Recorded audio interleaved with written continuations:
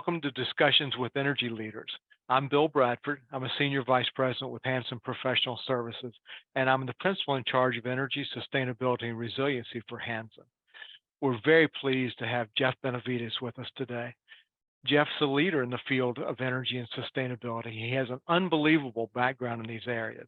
Great. Thank you, Bill. Thank you again for having me, and thanks for the Hanson team for your all's commitment to energy and sustainability and resilience over the years. You've always been a great partner, not only internationally and personally, but you've been a great partner locally in your own communities.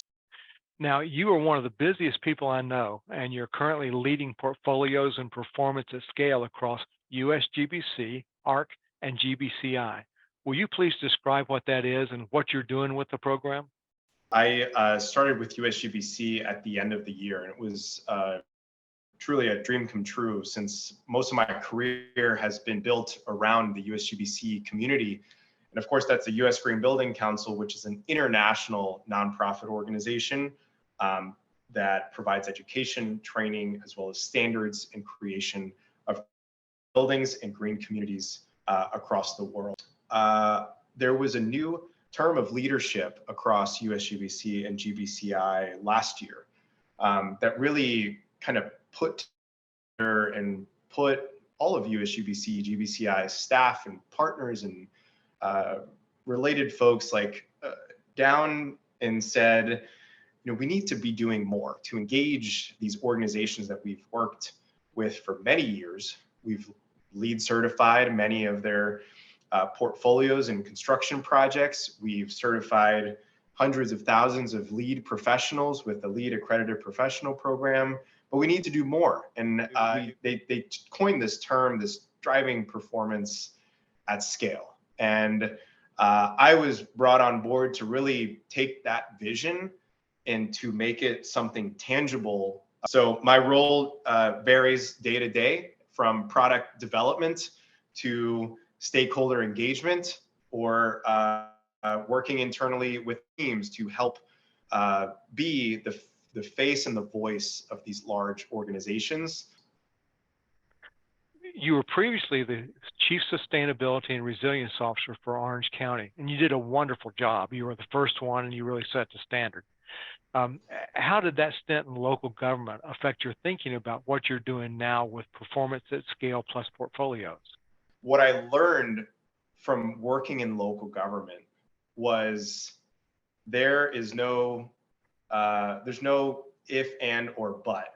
It's a binary type of system, and we have to be very clear in what we're doing, how we're doing it, before you even come forward on any certain idea. So some would say local governments, lack in innovation, and that's not necessarily true. There's many innovations that local governments obviously do, but to have a very well-defined and well put together process to arrive at a certain outcome, because it means life or death in a lot of cases. So, and when you apply this to sustainability and resilience topics, which these topics are long-term impacts or even short-term gains in some cases, we have to put it into that context. I've learned that patience and meeting people where they're at is the most important thing that our organization, USGBC, can do right now.